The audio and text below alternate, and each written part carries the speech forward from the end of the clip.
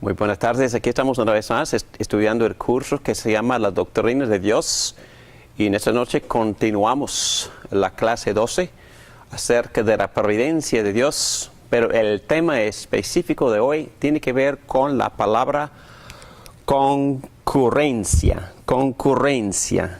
Esa palabra describe que en cada acto que ocurre son por lo menos dos participantes, Dios y la criatura, en especial el ser humano.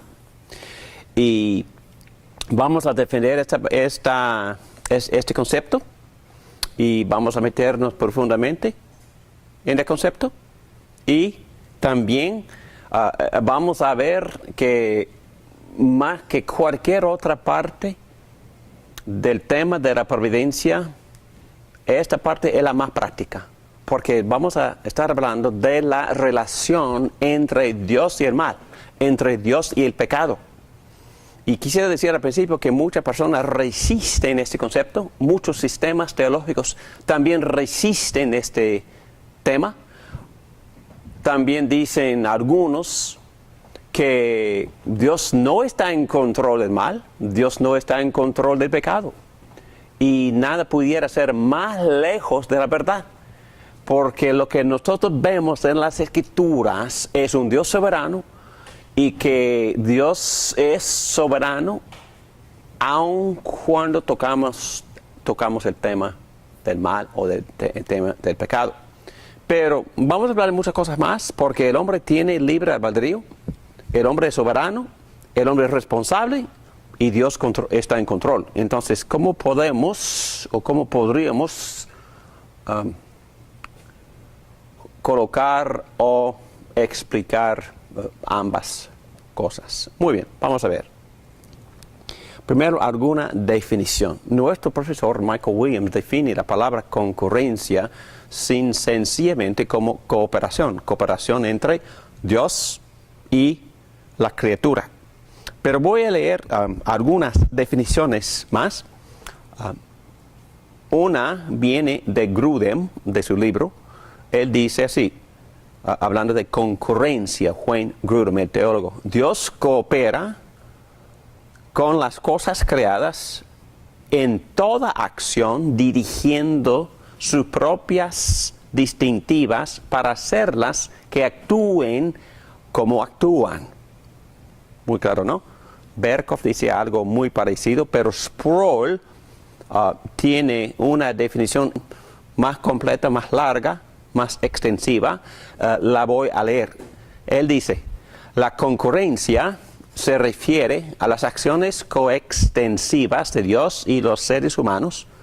Somos criaturas con nuestra propia voluntad. Podemos provocar acontecimientos. Sin embargo, el poder casual que ejercemos es secundario. La providencia de Dios trasciende nuestras acciones. Él cumple su voluntad a través de las voluntades humanas sin violar la libertad de dichas voluntades humanas. ¿Qué les parece la definición? Para mí es clara, pero tampoco se puede comprender profundamente. Es decir, que este concepto es tan profundo, y lo que vamos a decir del concepto, yo creo,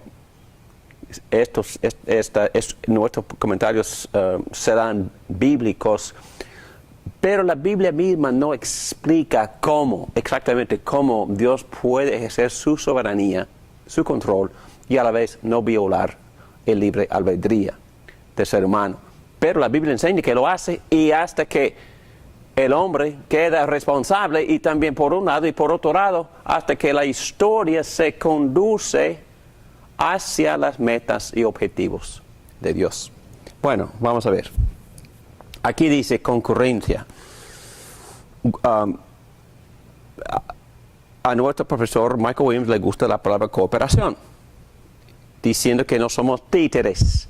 No es que Dios hace todos y nosotros hace todo y nosotros quedamos inactivos.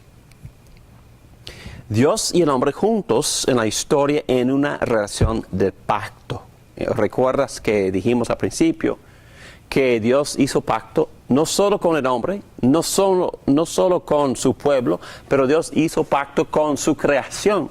Y Dios está muy metido, muy involucrado en su creación. Y dice Grudem que concurrencia es la manera principal por medio de la cual Dios ejerce su providencia en el mundo, o es decir, su providencia involucrado en su creación.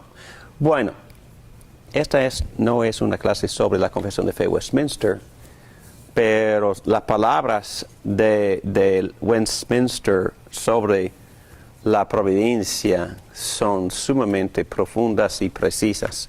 Voy a leer un poquito de la Confesión de Fe Westminster y estoy en el capítulo 5, el capítulo se llama de la providencia. Y capítulo 5, párrafo 4 dice: el poder todopoderoso, la sabiduría inescrutable y la bondad infinita de Dios se manifiestan en su providencia de tal manera que ésta se extiende aún hasta la primera caída y a todos los otros pecados de los ángeles y de los hombres.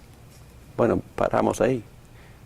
Me gusta el concepto porque me gusta el comentario porque está diciendo que Dios no se ha alejado tampoco de actos malos. Dios no se ha alejado tampoco de los problemas en el mundo, ni del caos del mundo, ni de tormentas, huracanes, terremotos, nada, bacterias, enfermedades. No, Dios, este texto correctamente dice y bíblicamente dice que Dios está involucrado y tiene una relación con el mal. Y vamos a ver, no solo por un mero permiso, sino que los ha unido a ella con la más sabia y poderosa atadura, ordenándolos y gobernándolos en una administración múltiple para sus propios fines santos. Esa oración es increíble y profunda. Está diciendo que Dios no es autor no es el autor del pecado, ni del mal, ni de la caída, pero Él está colocando todo lo que pasa a unas cosas malas para que cumplan con sus propósitos. Ordenándolos, gobernándolos en una administración múltiple para sus propios fines santos. Pero de tal modo que lo pecaminoso procede solo de la criatura y no de Dios, quien siendo justísimo y santísimo no es ni puede ser autor o aprobador del pecado. Wow, ok, bien completo. Hay que buscarlo en la Confesión de Fe Westminster, capítulo 5, el párrafo número 4. Concurrencia. Según nuestro profesor, la historia es a la vez, al mismo tiempo, una empresa divina y una empresa humana. No estamos hablando de hipercalvinismo. Calvino enseña soberanía y también enseña la responsabilidad de la gente, del ser humano que tiene libre albedrío. Enseña soberanía y a la vez enseña responsabilidad, las dos cosas. Muy bien, vamos a ver. Según nuestro profesor, lo que concurrencia no es. Él dice que no se debe entender por medio de las categorías aristotélicas de casualidad. A él no le gusta esa frase, causas finales versus causas formales, o causas eficientes versus causas secundarias. Él dice que no es cuestión de lenguaje, él dice que este lenguaje no explica nada. Pero a la vez hay que entender que casi prácticamente todos los teólogos reformados usan ese tipo de lenguaje. Acabamos de leer la definición del Sproul, él también usa este lenguaje. Grudem también en su libro, en su teoría sistemática, también usa ese tipo de lenguaje. Y quizás no explica mucho, pero hay que entender, bueno, casi todos han dicho que Dios es la primera causa y las criaturas ejercen la causa secundaria. Número 2, la concurrencia no es una división sinérgica de la labor, y es correcto. No es que Dios esté realizando algunos eventos y el hombre esté realizando otros eventos, no, es que los dos estaban participando en el mismo y en todos los eventos. Todos enseñan que los teólogos enseñan, bíblicamente enseñan, que en un solo acto Dios está participando 100% y el hombre está participando 100%. Bueno, vamos a ver.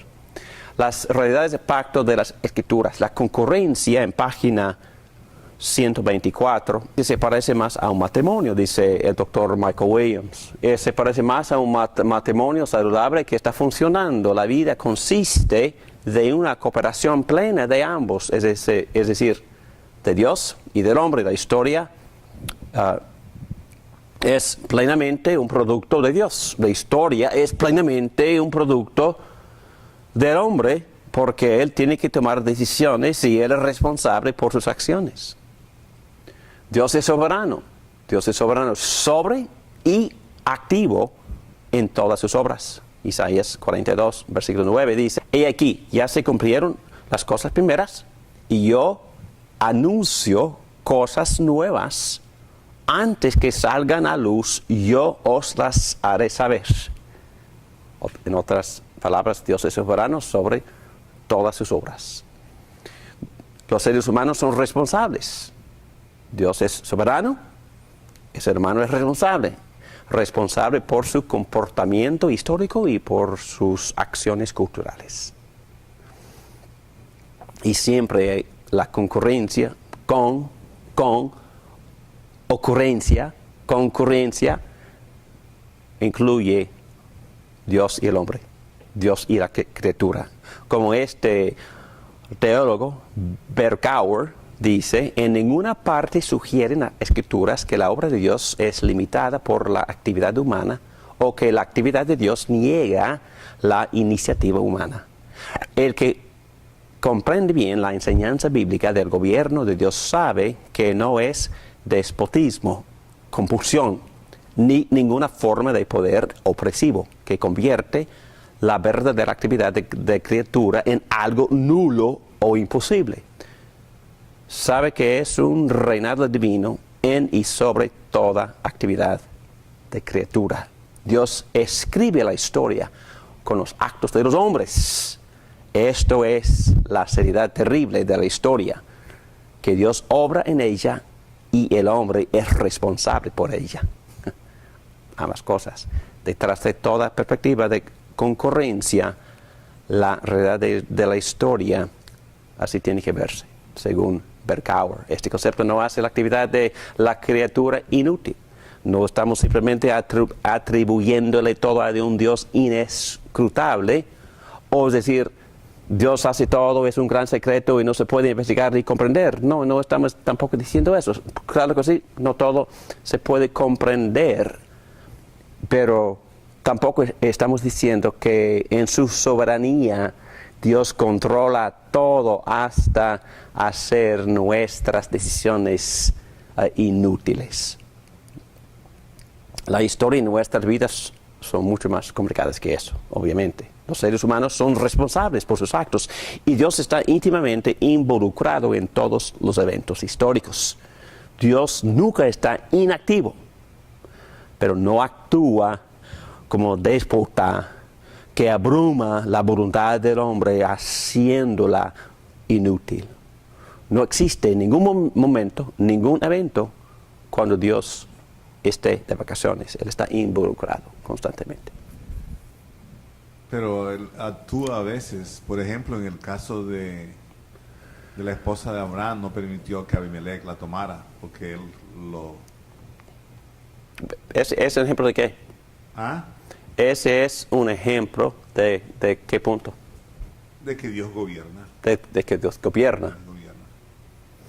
Y bueno, yo creo que es un gran misterio, pero lo que este punto teológico quisiera decir es que Dios no abruma tanto, Dios no viola tanto el libre albedrío. ¿Cuál es la palabra? Dios no forza al hombre para hacer las cosas que hace. En este caso él intervino Él intervino. para evitar de cuidar la esposa de Abraham. Definitivamente. Abimelech también es responsable. Si había pecado, responsable. ¿Verdad? Si él resiste la intervención de Dios, todavía es responsable. Pero Dios sí intervino. Y Dios en su soberanía controló la situación sin violar o forzar el albedrío de Abimelech. Vamos a ver, es un ejemplo que vamos a usar más adelante en esta clase. Qué buen ejemplo. Muy bien, providencia y el pecado humano. Aquí nos metemos en lo más profundo y lo más difícil. He leído varios puntos de vista y sin vangloriarme quería leer varios puntos de vista antes de tratar de enseñar esta clase, y leí hasta 7 teólogos sobre este tema. Y por supuesto los teólogos que toman en serio los ejemplos bíblicos y nos ayudan mucho, y nos ayudan de forma y de manera muy pastoral, porque no hay nada más pastoral, más misericordioso. No hay ningún concepto que me ayude más que este a conducirme en mis tentaciones, o conducirme cuando estoy tratando de aconsejarles a otras personas en sus tentaciones, o cuando estamos tratando de aconsejarle a otra persona que ha caído en pecado y que está sufriendo las consecuencias de su pecado, o que ha perdido esperanza por un acto pecaminoso que hizo la persona. Entonces, yo creo que esas enseñanzas son las armas que necesitamos tener a la mano para poder animarnos a nosotros mismos y a la vez animarles a los demás, que todo el mundo está sufriendo, ¿verdad? Por tentaciones, todo el mundo es víctima en el sentido de los pecados de otros, y todos vivimos en un mundo caído donde sufrimos por la maldición que descansa sobre la creación, como nos explica Moisés en Génesis 3. Muy bien, aquí nos metemos. Si Dios es el Señor soberano sobre todas las cosas, Él guía la historia por medio de una providencia íntima hacia su meta. Pero ¿qué hacemos con el pecado? El pecado pone límites en Dios. Dios está en control del pecado. ¿Y de qué? De los demonios. ¿Hacen lo que le den la gana o Dios es soberano sobre los demonios? Soberano. Y bueno, obviamente surgen ejemplos como hambre, gran escasez en África. Personas, miles de personas muriéndose de hambre. ¿Dios está en control de eso? Y por supuesto la mente siempre va a Hitler y los 8 millones que él asesinó. Bueno, que él está responsable por esos muertos, él es responsable. Pero también hablando de Lenin y Stalin, bueno, entre los dos asesinaron 100 millones. ¿Dónde está Dios? Entonces hay que pensar en esos términos, pero también hay que pensar en los términos de lo que pasa en nuestro propio corazón. Muy bien, vamos a meternos. Primero que nada tenemos que decir que Dios es santo. Dios no es el autor del pecado. Y la Biblia enseña este punto constantemente, que nadie, según Santiago 1:13, que nadie al ser tentado diga, es Dios quien me tienta. Porque Dios no puede ser tentado por el mal, ni tampoco tienta Él a nadie. Todo lo contrario, cada uno es tentado cuando sus propios malos deseos lo arrastran y seducen. También el apóstol Juan dice, 1 Juan 2:16, porque nada de lo que hay en el mundo, los deseos de la carne, los deseos de los ojos o la vanagloria de la vida, proviene del Padre, sino del mundo. Bueno, ¿de dónde vienen las tentaciones? ¿De dónde vienen? De uno mismo. De uno mismo, ok. De uno mismo, de el tentador. De Satanás, Sí. y sus Ángeles. ángeles, sus caídos. demonios. Y el pecado que está dentro de uno. Bueno, el mismo corazón de uno. El corazón de uno. Y dice este texto que también en general el mundo me tienta, me tienta, Sí. ¿verdad? Pues las circunstancias me pueden tentar. Las consecuencias de la caída de Adán, bueno, por ejemplo, acaba de pasar por Alabama un tornado que mató a varias personas. Entonces, ese tornado y los efectos, las consecuencias también pueden tentar a uno a pecar. Yo recuerdo muy bien cuando 2 huracanes pasaron por el pueblo donde vive mi suegra, 2 fuertes huracanes en la misma temporada, boom, boom. Y tratando de ayudarle al vecino de mi suegra, él maldijo en palabras más feas a Dios por lo que había pasado. Él le culpó a Dios. Yo les doy como ejemplo de cómo las circunstancias o las consecuencias de la caída en el mundo también puede tentar a uno a pecar. Empezamos diciendo que Dios no es el autor de pecado. Dios nunca es la causa de pecado. Dios tampoco es el planificador de pecado. Dios no conspira que pequemos. Y vamos a tocar este tema. Pero el plan de Dios es el de la redención y no el del pecado. La noción, entonces el autor, Michael Williams, aquí está atacando un punto de vista. La noción que Dios planea el pecado tal como la redención, porque Dios ha determinado que pecáramos, en efecto, hace el pecado y la redención bienes iguales. Ok. Rechazamos esa noción. Porque lo que Dios hace es bueno.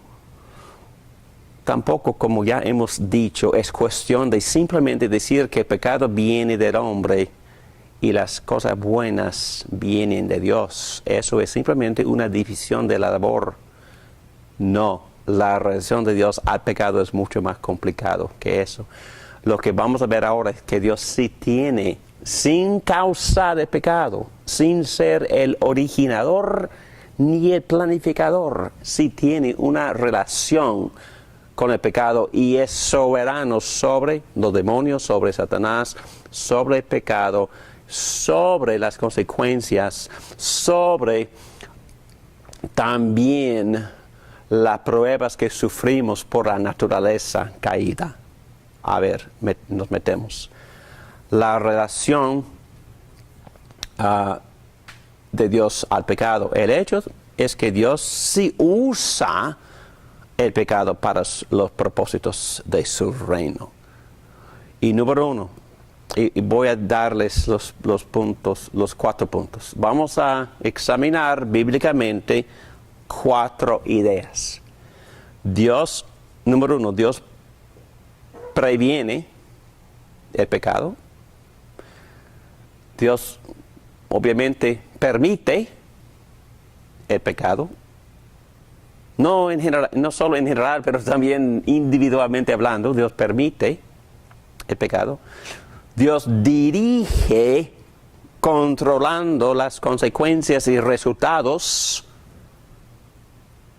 del pecado, y también Dios limita el pecado. Previene. En Salmo 19:13 vemos a David orando: preserva también a tu siervo de las soberbias, que no se enseñoreen de mí. Entonces seré íntegro y estaré libre de gran rebelión. Previene el pecado. Bueno, ¿qué es lo que le pedimos a Dios en el Padre Nuestro? Que nos libre de la tentación, que nos libre del mal. Dice que nos libre. Yo leí este texto en varias versiones. Es muy interesante cómo traducen esta petición. Me ponen una petición bastante rara, pero también una petición que toma en cuenta la soberanía de Dios sobre el mal y sobre el pecado. En capítulo 6, versículo 13. Y no nos dejes caer en tentación, sino líbranos del maligno. No la dejes caer en tentación. Esa palabra también puede traducirse que no nos deje caer en pruebas, en tentaciones.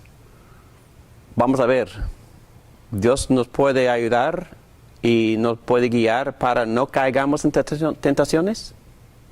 Claro, sí. Dios sí nos previene el pecado. Un buen ejemplo de Dios previniendo a su pueblo de pecar se encuentra en Génesis 20, el ejemplo que ya diste, Pedro. Abraham, por miedo, le había presentado a su esposa Sara a Abimelech como su hermana, y gracias a su cobardía, Sara llegó a ser miembro del harén de ese rey. Pero antes de que Abimelech había tocado a Sara, Dios le dijo en un sueño que estaba casada, y así Dios previno que los dos pecaran. Y hay muchos ejemplos así en la Biblia. Dios nos previene que no nos dejes caer en tentación, en pruebas, sino líbranos del mal. Entonces, este artículo y también el nombre maligno puede ser neutro o masculino. Y también se puede traducir Satanás o el maligno o como persona. Entonces, líbreme de Satanás. Líbreme. No permitas, por favor, que me tiente Satanás, en otras palabras. Entonces, controla a Satanás. El diablo le pide a tentar a Pedro y dice: pero ya he orado por ti. Orado por ti.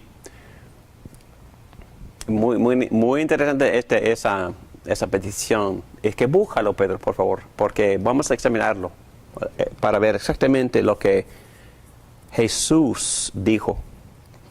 Muy bien. Número 2. Y les confieso que este punto para mí es espantoso. Este punto que Dios permite pecado es asustadizo. Sabiendo que Dios, vamos a ver lo que Dios hace.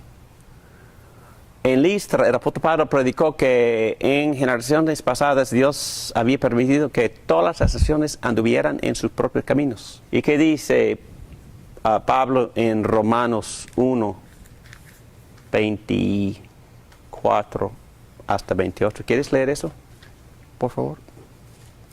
Por eso Dios los entregó a los malos deseos de sus corazones, que conducen a la impureza sexual, de modo que degradaron sus cuerpos los unos con los otros. Cambiaron la verdad de Dios por la mentira, adorando y sirviendo a los seres creados antes que al Creador, quien es bendito por siempre. Amén. Por tanto, Dios los entregó a pasiones vergonzosas. En efecto, las mujeres cambiaron las relaciones naturales por las que van contra la naturaleza. Asimismo, los hombres dejaron las relaciones naturales con la mujer y se encendieron en pasiones lujuriosas los unos con los otros. Hombres con hombres cometieron actos indecentes y en sí mismos recibieron el castigo que merecía su perversión. Wow. 3 veces Pablo dice que Dios hizo lo mismo. Dios los entregó a los malos deseos. Dios los entregó a pasiones vergonzosas. Dios los entregó a la depravación mental. Como no tuvieron en cuenta a Dios, no hicieron caso, Ok. ya los dejó en su propia perversión. Entonces, y yo creo en muchos casos, cuando la Biblia nos da este tipo de enseñanza, que Dios lo dejó, entendemos que Dios sí restringe el pecado, como en punto número 1, 2, previene el pecado. Y yo creo que, hablando de un Dios de providencia, Dios está muy involucrado en el mundo, no solo con los creyentes, pero también en general. Eso se llama gracia común. Yo creo que Dios está restringiendo a todos constantemente. Está restringiendo, es decir, si yo entiendo, y esta clase no es clase sobre la naturaleza bíblica del ser humano, pero si entendemos lo que significa la depravación total, que el pecado es que no somos tan malos como pudiéramos ser. Nadie está tan perverso como pudiera ser. Pero lo que yo entiendo por eso es que el potencial está en mí. Y bueno, una queja personal. Cuando yo escucho a un predicador decir, quizás usted no es un Hitler. Bueno, sí soy un Hitler. En otras palabras, yo tengo la misma capacidad. Pero también no he sido expuesto a las mismas tentaciones, no he sido recibido la misma educación, no me metí en el oculto, no me acerqué a Satanás, no tenía las influencias. Yo tengo un ego tremendo, yo tengo un ego pecaminoso, pero estoy seguro que Dios me ha estado restringiendo. Y yo creo que Dios lo hace constantemente con todos. Sí, con gracia especial por el Espíritu Santo con su pueblo, pero también con gracia común prácticamente con todos. Dios restringe. Y cuando vemos este tipo de enseñanza y esas personas que se han pervertido de manera increíble, tenemos que describir o explicar esas cosas, así como Pablo las describe como Dios entregando, Dios dejándolos, es decir, removiendo las restricciones, permitiendo el pecado. Obviamente, armar nuestros comentarios, Dios sí los entregó. Pudiéramos en cualquier momento o como un gran curso de vida pudiéramos pecar en maneras fantásticas y espantosas. Y Dios sí, claro que sí, restringe. Definitivamente Dios está restringiendo constantemente. Pero yo creo que este punto está tocando hasta qué medida.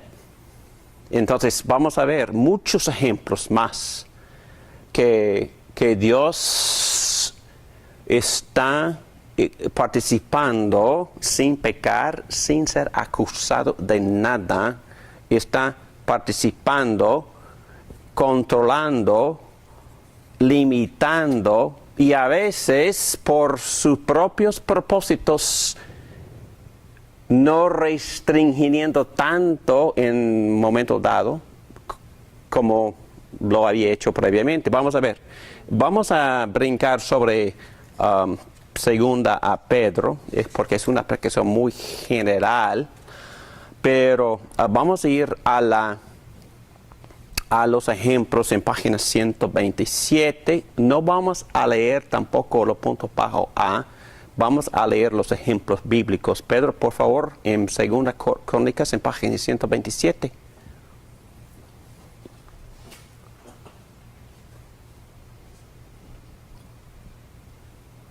32 del 24 al 26. Porque aquellos días Ezequías se enfermó gravemente y estuvo a punto de morir. Entonces oró al Señor, quien le respondió y le dio una señal extraordinaria.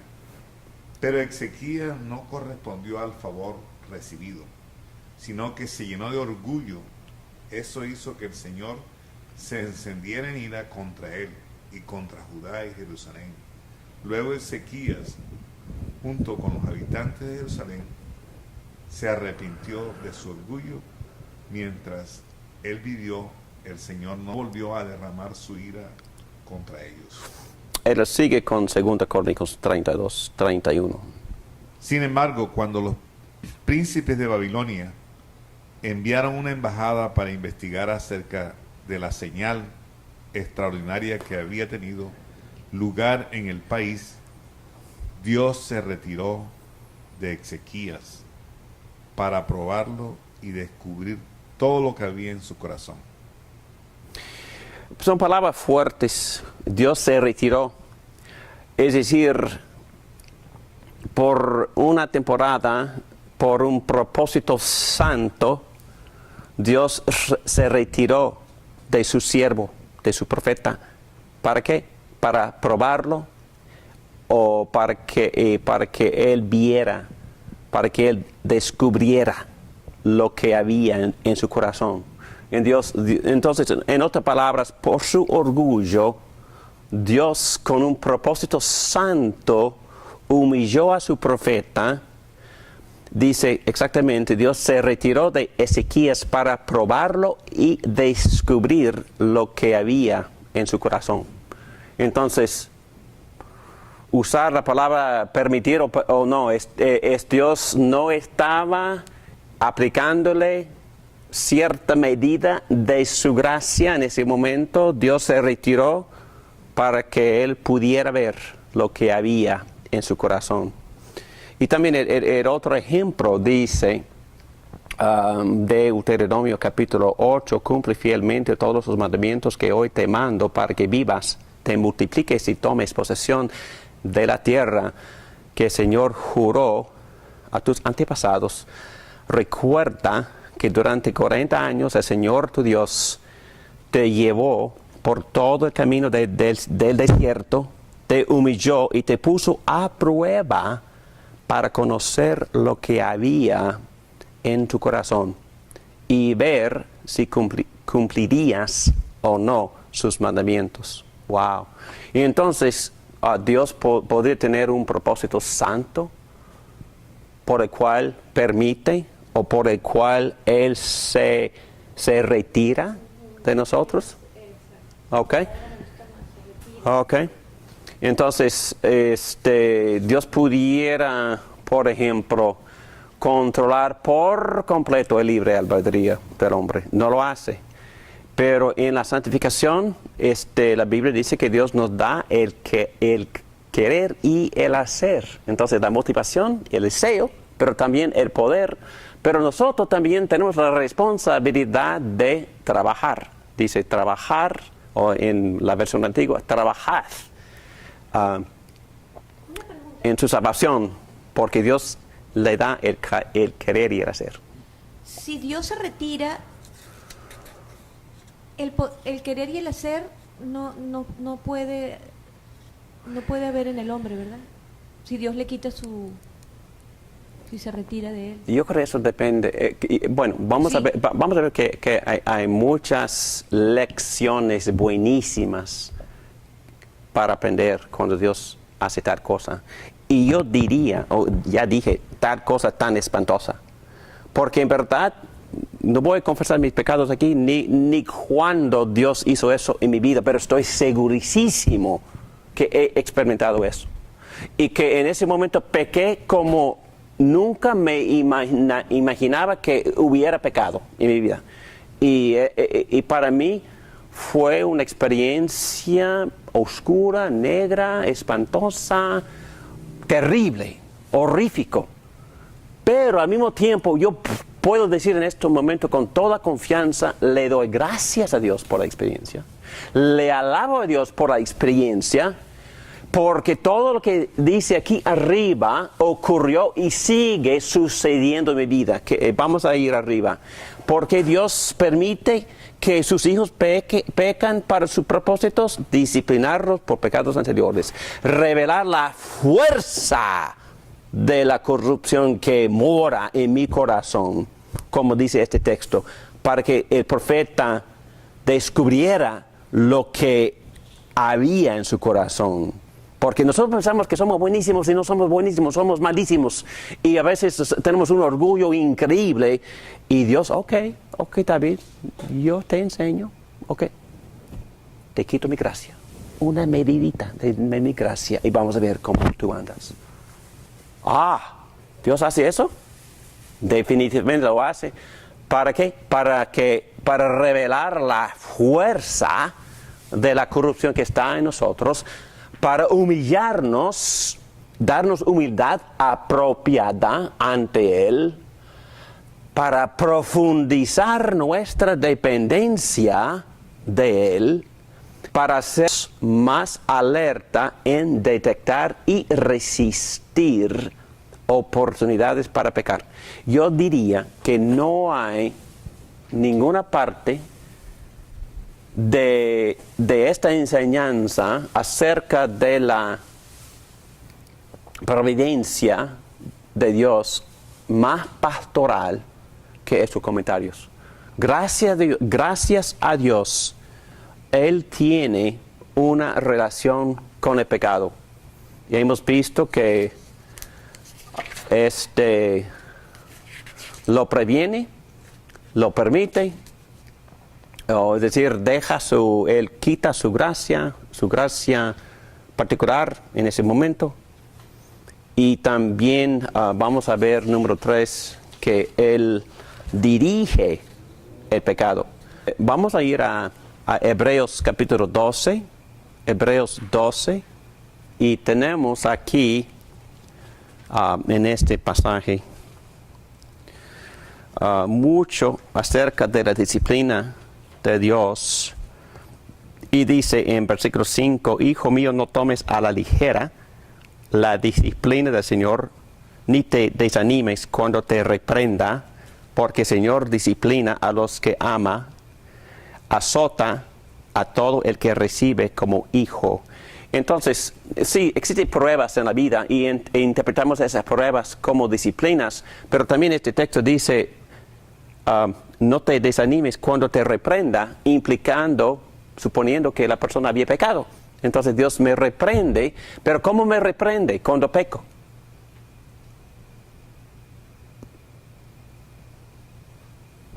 Con misericordia. Con misericordia, pero ¿qué es lo que sufro en forma de disciplina? Consecuencia. Las consecuencia, cualquier consecuencia. Entonces, ¿cómo aconsejaríamos a la persona que está sufriendo las consecuencias de su pecado y está sumamente desanimado? Y hasta al punto de perder su seguridad de salvación porque se siente tan malo, tan avergonzado, ¿cómo pudiera haber hecho eso? Y está sufriendo las consecuencias y está totalmente caída y destruida. ¿Cómo le aconsejaríamos? Que Dios usa todo eso para su bien, para su misericordia, para formarle su carácter, para que sea firme. Un momentito, hasta su propio pecado. Dios usa, calcula, coloca, controla el pecado para que sirva para el bien, para la misma santificación de la persona. Wow. Le pasó al rey David. Me pasa a mí. Le pasa a todos los hijos e hijas de Dios que reconocen las consecuencias de sus pecados. Antier tuve una muy linda conversación con un joven pastor. Me llamó, hablamos de muchas cosas. No, David, te llamé para hacerte una pregunta específica. Y hablamos por media hora del sexo. Hablamos del punto de vista de lo que la Biblia enseña, de muchas cosas. Y me dice, bueno, antes de conocer a Cristo, hice esto y lo otro, y todavía me siento avergonzado, tengo tanta vergüenza, estoy destruido. ¿Cómo puedo procesar esta experiencia? ¿A dónde vamos para ayudarle? ¿A dónde vamos? A la Biblia. A Cristo. A Cristo. A Jesucristo. Okay. Creo que hablarle de que Él murió por nosotros, Uh-huh. por nuestros pecados, Ujú. que ya están perdonados, que lo tenemos que entender bien, están perdonados los pasados, los presentes y los futuros. Ujú. Y lo único que necesitamos es quedarnos tranquilos y ya claro, el arrepentimiento es muy bueno, muy bueno, y no volverlo a hacer. Ok, muy bien. Y sí, acampamos, o es decir, meditamos mucho en Salmo 32, Salmo 51, Salmo 103. Y de todas esas promesas, créeme un corazón limpio, por favor, restáurame el gozo de tu salvación, Padre, que yo pueda enseñarles a otros y los pecadores serán convertidos a ti. Y de alguna manera creo que reponer también, ¿no? Si se puede. Restituir, ¿verdad? Exacto. Lo que se hizo, ¿no? Si se puede. Pero tomando en cuenta esta enseñanza, ¿con qué propósito Dios me permite sentir las consecuencias? Me trata como un padre. ¿Un padre? Me trata como un padre y quiere corregirme, disciplinarme. Disciplinar. Con amor, que eso es bueno, eso es bien para mí. Ok. Y voy a leer un solo texto y vamos más allá de este punto. En efecto, nuestros padres nos disciplinaban, versículo 10, por un breve tiempo, como mejor les parecía, pero Dios lo hace para nuestro bien. Entonces, yo tengo esta memoria negativa, vergonzosa, para mi bien. Sí, tengo que buscar paz, alivio, gozo, lavamiento, pero todavía me viene la memoria. Para mi bien, la consecuencia me viene. ¿Y cuál es ese bien? Muy bello esto. A fin de que participemos de su santidad.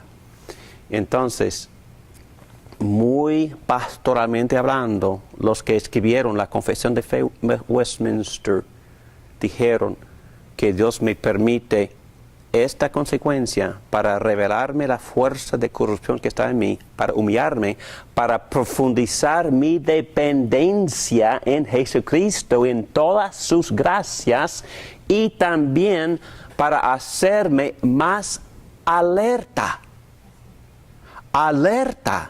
en detectar y resistir oportunidades para pecar. Un testimonio personal breve, sin detalles. Cuando me viene la misma tentación que antes, estoy sumamente más alerta.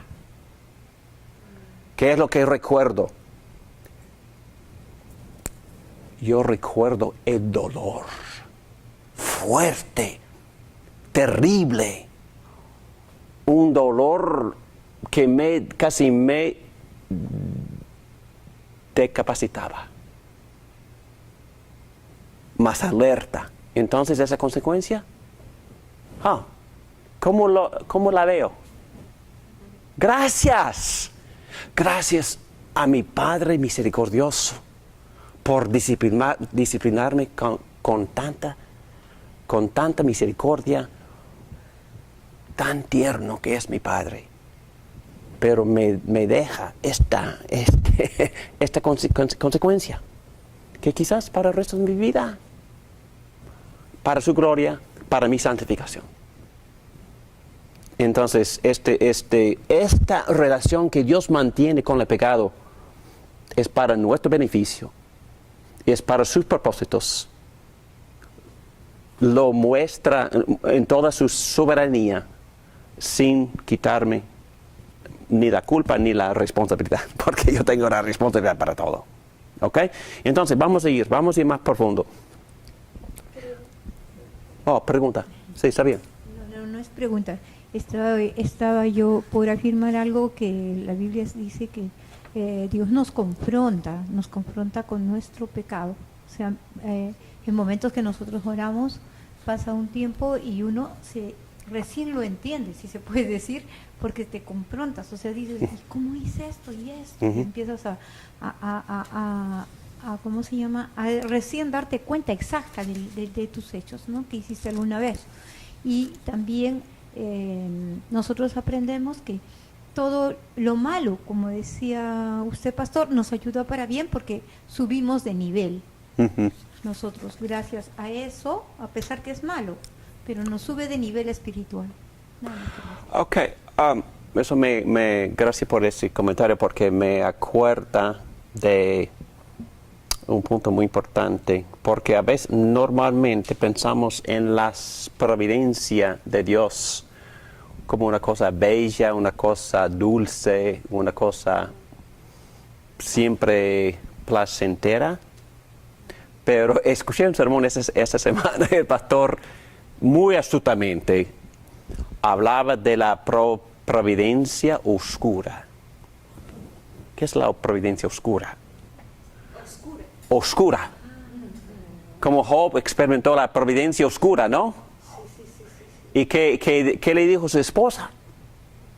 Muérete Muérete. y reniega a Dios. Todavía mantienes firme tu integridad, maldice a Dios y muérete.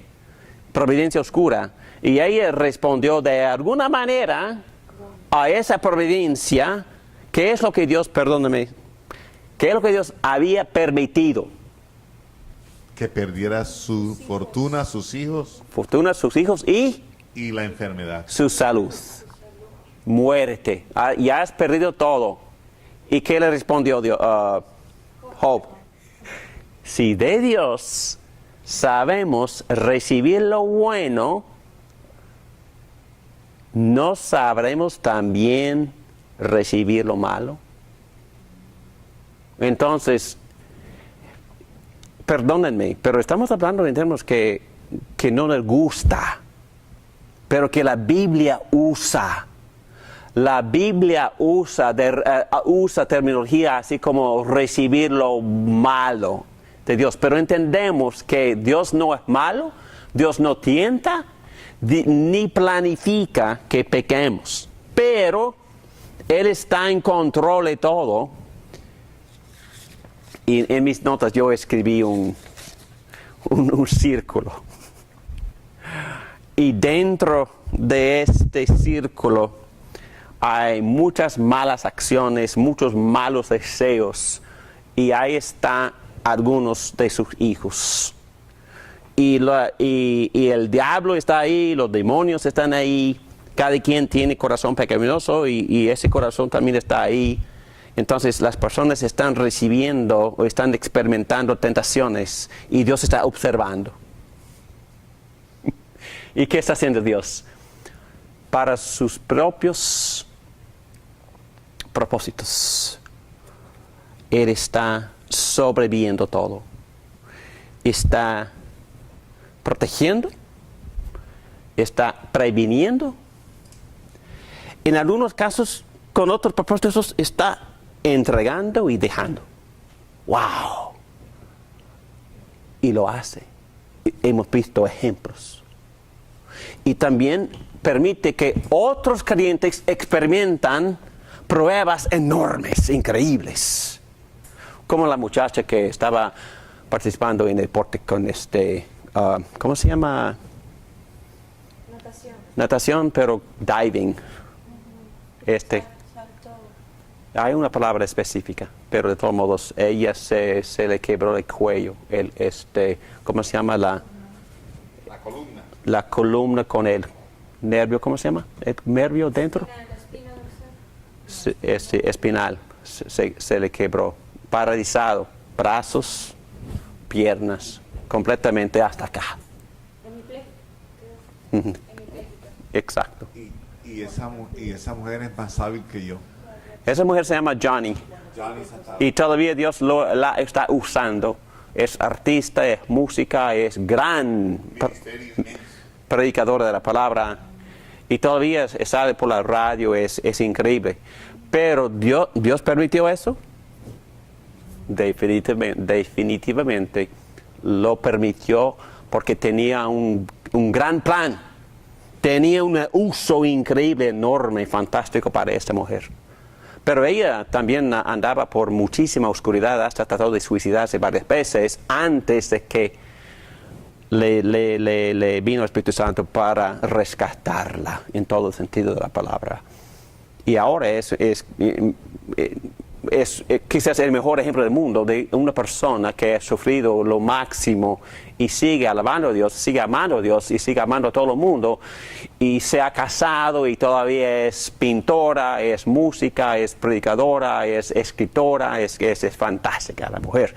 Y no está vangloriando tampoco, estoy nada dándoles un ejemplo que Dios hace las cosas, Dios nos da, voy a usar esa palabra fuerte, providencia oscura, que se parece oscura al principio, que se convierte en luz. Así es nuestro Dios. Entonces son temas sumamente profundas, pero necesarias, porque Dios tiene una relación con todo, pero con todo, con la maldad que existe. No ha abandonado la maldad, no ha abandonado el pecado, no ha abandonado una relación benéfica para la cual Él permite esas cosas y usarlas para su honra y gloria y para nuestra santificación. Bueno, quisiera decir dos cosas, porque hablar así como estoy hablando ahora me hace sentir un poco incómodo, porque yo sé que en verdad no he sufrido y que muchos han sufrido hasta la muerte y hasta la tortura y hasta han sido avergonzados en maneras que yo ni podría comprender. Entonces, lo que estoy diciendo es que hay muchísima maldad en el mundo, y esa maldad, por la gracia, por la providencia de Dios, no me ha tocado. Entonces, no tengo ninguna experiencia y yo puedo hablar de mis cosas personales, pero en verdad no se comparan a lo que otros han sufrido. Por eso digo esto. Honestamente hablando, toda esta enseñanza puede parecernos un poco trivial a la luz de lo que otros han estado sufriendo, y a la luz de lo que ha hecho Hitler o Stalin o el Holocausto o miles de niños muriéndose de hambre. El mal que llega hasta este extremo nos parece absurdo e irracional. Y tenemos que admitir que ahora no hay respuesta satisfactoria. Bueno, yo puedo hablar de todos estos principios, yo puedo hablar de cómo Dios usa la maldad y todo esto, y es la verdad, pero puede parecer un poco trivial a la luz de grandes sufrimientos. Entonces, dos cosas. Y yo tengo que darle crédito al pastor Timoteo Keller por estos dos puntos. Número uno, tenemos que entregarnos a la suficiencia de la sabiduría de Dios. Él dice, si usted tiene un Dios suficientemente grande y trascendente para merecer su enojo, bueno, enfrentamos estas circunstancias malísimas, porque Él no ha erradicado el mal y el sufrimiento en el mundo, entonces tiene usted al mismo tiempo un Dios, porque se está quejando a un Dios suficientemente grande y trascendente para tener buenas razones que usted no pueda saber para permitir que continúen. De hecho, no puede tenerlo de ambas maneras. Es decir, no puede decir que Dios existe y no puede decir que si existe, ¿por qué permite cosas tan feas, tan malas en el mundo? Si en verdad se va a quejar a ese Dios, tiene que reconocer que ese Dios es más inteligente, más sabio que tú. Y quizás tendría razones por las cuales en ese momento ni sabes ni podrías entender si les hubiera dado. Dos, no se puede decir que a Dios no le importan el mal y el dolor. ¿Por qué? Porque Él mismo sufrió por nosotros. Nadie ha sufrido más de lo que Dios ha sufrido. Dios perdió también a un hijo. Y Cristo sufrió de formas que nosotros ni podremos comprender. En la vida sufrió persecución, malentendimientos, sufrió muchas cosas, atentos, las personas siempre estaban tratando de matarlo, pero también en la cruz Él sufrió la ira infinita por nuestros pecados, Él la sufrió. Y no podemos comprender esas cosas. Entonces no podríamos decir que a Dios no le importa el mal y el dolor. Dice, veamos dónde nos ha llevado esto. Si nos hacemos de nuevo la pregunta, ¿por qué Dios permite que sigan existiendo la maldad y el sufrimiento? Y miramos la cruz de Jesús, aún no sabemos cuál es la respuesta. Sin embargo, ya sabemos cuál no es la respuesta. No es posible que Él no nos ame. No puede ser que Él sea indiferente o ajeno a nuestra condición. Dios se toma tan en serio nuestra miseria y sufrimiento que estuvo dispuesto a asumirlo en carne propia.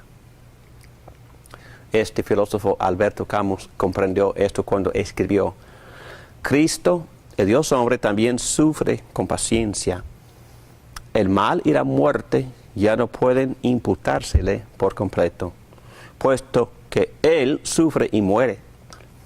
La noche en el Gólgota es tan importante en la historia del hombre solo porque en su sombra la divinidad abandonó ostensiblemente sus privilegios tradicionales y vivió hasta el fin, incluyendo la desesperación, la agonía de la muerte.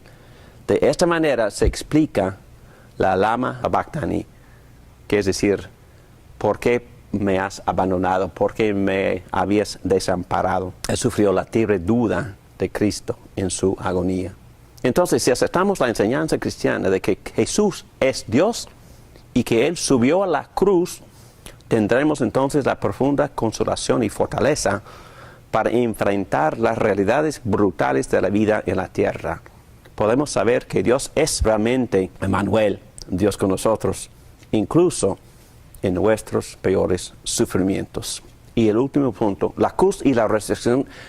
La cruz y la resurrección nos dan esperanza. C.S. Lewis escribió de manera más sucinta: se dice de un sufrimiento temporal que ninguna alegría futura podrá compensarlo, sin saber que el cielo, una vez que lo haya logrado, obrará retrospectivamente y convertirá incluso esa agonía en una gloria. Esta es la derrota final del mal y del sufrimiento. No solo terminarán, sino que serán exterminados de manera tan radical que lo que ha sucedido solo servirá para hacer que nuestra vida y alegría futuras sean infinitamente más grandes. Dios dirige el pecado, transforma. Bueno, vamos a tocar este punto después de un cafecito.